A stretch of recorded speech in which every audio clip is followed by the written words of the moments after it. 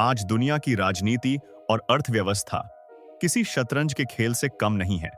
हर देश अपनी अगली चाल सोच समझ कर चल रहा है। इसी खेल में एक तरफ चीन है, जो पिछले कई सालों से पूरी दुनिया में अपनी पकड़ मजबूत करने में लगा है, और दूसरी तरफ भारत है, जो अब चुपचाप नहीं बल्कि रणनीतिक तरीके से आगे बढ़ रहा है। आज हम बात करने वाले हैं एक ऐसे कॉरिडोर की, जिसे लेकर दुनिया की बड़ी ताकतें सतर्क हो चुकी हैं।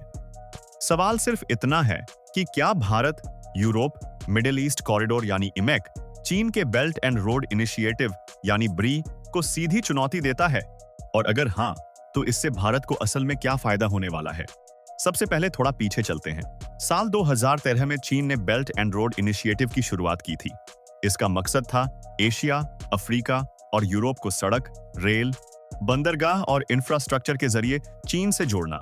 देखने में यह एक विकास परियोजना लगती है, लेकिन असल में यह चीन की भू राजनीतिक रणनीति का बड़ा हिस्सा है। ब्री के जरिए चीन कई देशों में भारी निवेश करता है, कर्ज देता है और धीरे धीरे वहां अपना प्रभाव बढ़ा लेता है।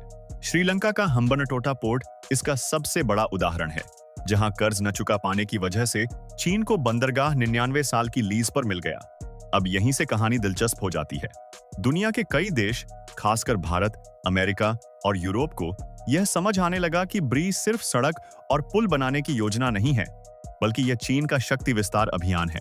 इसी चिंता के बीच साल 2023 में गबीस समिट के दौरान एक नई घोषणा होती है, जिसका नाम है Bharat Europe middle east economic corridor यानी ईमेक। ईमेक को अगर आसान भाषा में समझें तो यह एक ऐसा व्यापारिक और लॉजिस्टिक रास्ता है जो भारत को मिडिल ईस्ट के देशों से जोड़ते हुए यूरोप तक पहुंचाएगा। इसमें समुद्री रास्ते, रेल नेटवर्क, डिजिटल कनेक्टिविटी और एनर्जी पाइपलाइन सब कुछ शामिल है। इस कॉरिडोर में भारत, सऊदी अरब, यूएई, जॉर्डन, इजराइल और फिर यूरोप के देश शामिल हैं। मतलब साफ है, यह एशिया से यूरोप तक एक नया और भरोसेमंद रास्ता तैयार करने की कोशिश है। अब सवाल उठता है कि क्या आईएमईसी चीन के ब्री को सीधी चुनौती है? जवाब है हाँ, लेकिन थोड़ा अलग तरीके से। ब्री जहां कर्ज और चीनी नियंत्रण पर आधारित है, वहीं ईमेक साझेदारी और पारदर्शिता पर टिका है। इसमें कोई देश दूसरे को कर्ज के जाल में नहीं फंसाता, बल्कि बराबरी के आधार पर काम होता है। यही वजह है कि पश्चिमी देश ईमेक को ज्यादा सुरक्षित और भरोसेमंद मान रहे हैं।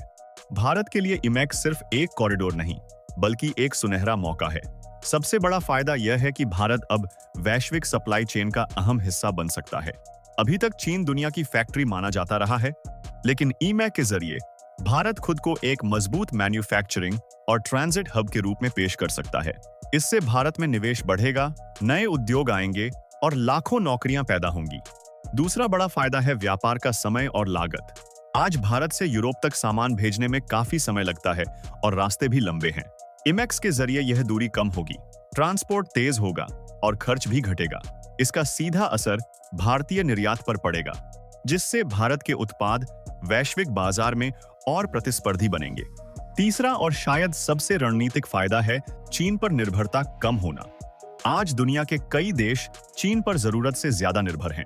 इमेक्स एक ऐसा विकल्प देता है जिससे भारत और उसके साझेदार देशों को चीन के रास्तों पर निर्भर नहीं रहना पड़ेगा।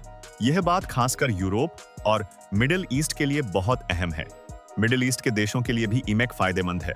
सऊदी अरब और यूएई जैसे देश अब तेल पर निर्भरता कम करके खुद को ग्लोबल ट्रेड और लॉजिस्टिक हब बनाना चाहते हैं। इमेक उन्हें यह मौका देता है।